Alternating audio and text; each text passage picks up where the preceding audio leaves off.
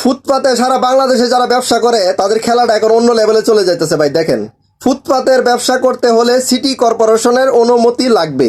ফুটপাতে ব্যবসা করতে হলে সিটি কর্পোরেশনের অনুমতি লাগবে। সরকার ফুটপাতের ব্যবসায়ীদের লাইসেন্স দেবে। ডিএসসিসি প্রকৌশক মানে সরকারও লাইসেন্স দেবে ফুটপাতে ব্যবসা করার জন্য। এই পোস্টের নিচে দেশের জনগণ কমেন্ট করতেছে, একটা ফুটপাত বিজনেস কার্ড চালু করলেই তো হয়, মানে সমঝোতার মাধ্যমে চাঁদা দিতে হবে। চাঁদা এখন আধুনিক ছোঁয়া পাবে, এই তো লাইনে আসছে। চিন্তা করে দেখেন, মানে যেই লাউ সেই কদু। বাংলাদেশ থেকে কখনো, আমার সোনার বাংলা থেকে কখনো ফুটপাত মুক্ত হবে না।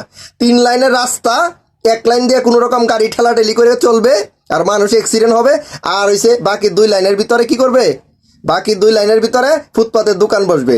আগে চাঁদা, আগে ফুটপাত ব্যবসায়ীদের কাছে টাকা উঠাইতো অবৈধভাবে, এটাকে চাঁদা বলতো।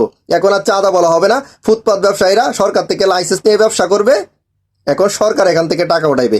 এটাই বাস্তব। বাংলাদেশ থেকে কখনো ফুটপাত মুক্ত হবে না।